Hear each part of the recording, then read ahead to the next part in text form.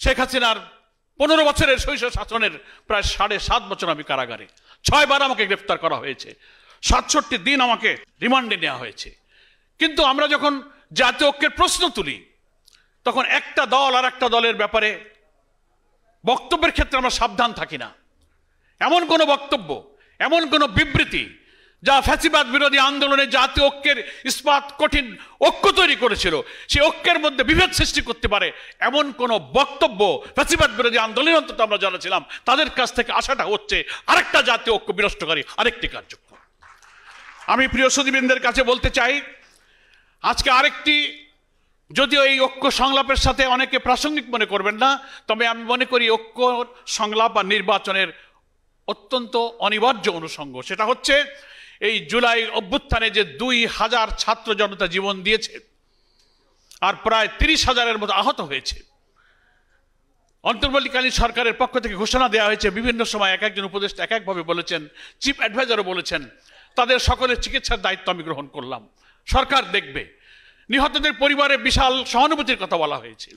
কিন্তু আজকে এখানে ক্ষত বিক্ষত আহতদের চিহ্ন নিয়ে যারা এখানে উপস্থিত আছেন, শহীদ পরিবারের গর্বিত সন্তান এবং সদস্যরা যারা উপস্থিত আছেন, তারাও চোখের পানি ফেলে আজকে কেন অভিযোগ করতে হবে 5 মাস পর যে আমার এখনো চিকিৎসা হচ্ছে না, আমার পরিবারে কেউ খোঁজ নিচ্ছে না? তাহলে কি আমরা এই দায়িত্ব পালনে অবহেলা করছি? আমি সেজন্য আবেদন জানাই। আমি যেমন আমার দলের পক্ষ থেকে আমাদের সম্মানিত আমিরের নির্দেশে প্রত্যেকটি শহীদ পরিবারের কাছে যাওয়ার চেষ্টা করেছি, আহতদের পরিবারের কাছে যাওয়ার চেষ্টা করেছি, সহযোগিতা করেছি, কিন্তু এটা আমাদের পক্ষে সম্ভব নয়। সরকারের দায়িত্ব, যে ওয়াদা করেছেন, আমি মনে করি তাদের কমিটমেন্ট পূরণ করে দ্রুত আহত এই সমস্ত সংগ্রামী জুলাই যোদ্ধাদের চিকিৎসার জন্য অবিলম্বে ব্যবস্থা করা উচিত। আর কোনো আলোচনায় যেন তাদেরকে অস্ত্রসিক্ত হতে না হয়। আর যারা শহীদ পরিবার, তাদের প্রতি সরকারের যে কর্তব্য পালনের অঙ্গীকার রয়েছে সেটা আমি মনে করি পূরণ হওয়া উচিত।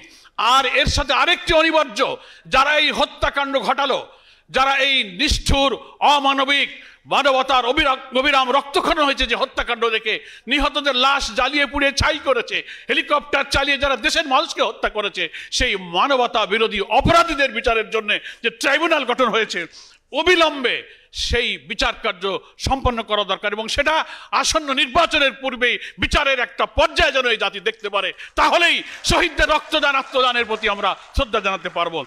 সংস্কার সংলাপ জাতীয় ঐক্যমতের প্রশ্নে আমি দুটো কথা বলে আমার বক্তব্য শেষ করতে চাই, যেহেতু আমারও ঢাকার বাইরে একটি শিডিউল থাকার কারণে আমি অনুমতি নিয়ে একটু আগে কথা বলছি। প্রথম কথা হচ্ছে, সরকারের পক্ষ থেকে যে রিফর্ম কমিশনগুলো গঠন করা হয়েছে, ইলেকশন প্রসেস, সংবিধান সংস্কার, জুডিশিয়ারি, পুলিশ অ্যাডমিনিস্ট্রেশন, রাষ্ট্রের গুরুত্বপূর্ণ অর্গান এবং ডিপার্টমেন্ট সম্পর্কে রিফর্ম কমিশনের পক্ষ থেকে রাজনৈতিক দল এবং স্টেক হোল্ডারদের কাছে পরামর্শ চাওয়া হয়েছিল। সহজ পথ হলো, আমরাও দিয়েছি, সব দল দিচ্ছে। আমি কমিশনের প্রধানদেরকে অনুরোধ করব, চিফ অ্যাডভাইজারের কাছে আমার এই মেসেজ দিতে চাই যে এগুলো উইদিন ডিসেম্বর হয়তো এসে যাবে। আসার পর এগুলোকে সল্ট আউট করে রাজনৈতিক দল এবং স্টেক হোল্ডারদের কাছ থেকে আসা সমস্ত সংস্কার এবং জাতীয় ঐক্যের দৃষ্টিতে যেগুলো কমন, অধিকাংশ ক্ষেত্রে যেগুলো মিল পাওয়া যাবে, সেগুলো নিয়ে আরেকটি পাবলিক ডায়ালগের ব্যবস্থা আপনারা করুন, সেখানে একটা জাতীয় ঐক্যমত তৈরি হতে পারে।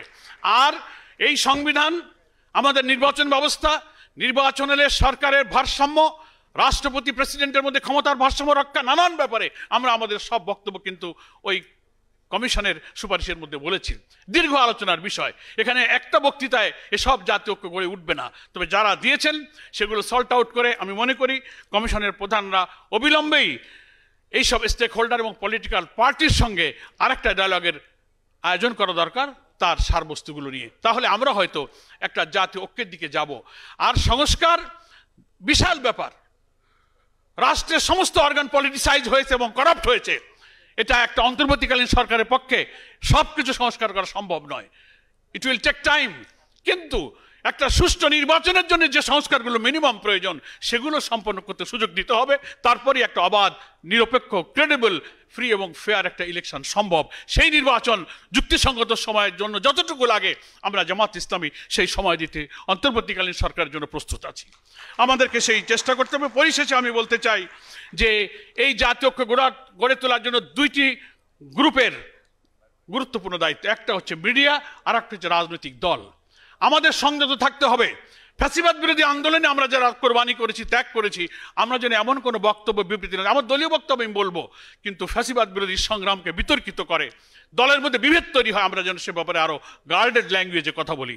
আর একটা হচ্ছে মিডিয়া অনেক সময় অনেক বিষয়কে একটু অতিরিক্ত করে, বিকৃত করে, আগে পরে সম্পর্ক ছিন্ন করে ফ্যাসিবাদ বিরোধী সংগ্রামে রাজনৈতিক দলগুলোর মধ্যে বিভেদ তৈরি করার ব্যাপারে কিন্তু উপাদান মানুষের হাতে তুলে দেন। এ ব্যাপারে যদি মিডিয়ার বন্ধুরা, আমি নিজেও সাংবাদিক ছিলাম, আমি বুঝি কোন খবরটা কিভাবে একটু আচার দিয়ে ছেড়ে দিলে মানুষ খাইতে পারে, ভালো মার্কেট পাওয়া যায়, ভিউ হয় ভালো, পত্রিকার কাটিং হয়, এ খবর আমার কিন্তু জানা আছে। আমি বিনয়ের সাথে অনুরোধ করব, গণমাধ্যমের কর্মীরাও কিন্তু এই আন্দোলনের যোদ্ধা ছিলেন, নিশ্চয়ই আপনারা জাতীয় ঐক্যের পরিবেশ তৈরি করে এই জুলাই আন্দোলনের যোদ্ধা হিসেবে দেশপ্রেমের এই কমিটমেন্ট আপনারা রক্ষা করবেন। সকলকে ধন্যবাদ জানিয়ে জামাত ইসলামের পক্ষ থেকে জাতীয় ঐক্যের যে কোনো প্রচেষ্টার সঙ্গে জামাত ভূমিকা রাখবে, অবদান রাখবে, সম্পৃক্ত থাকবে, এই আশাবাদ ব্যক্ত করে, এই অঙ্গীকার করে আমি আমার বক্তব্য শেষ করছি। আল্লাহ হাফেজ। বাংলাদেশ জিন্দাবাদ।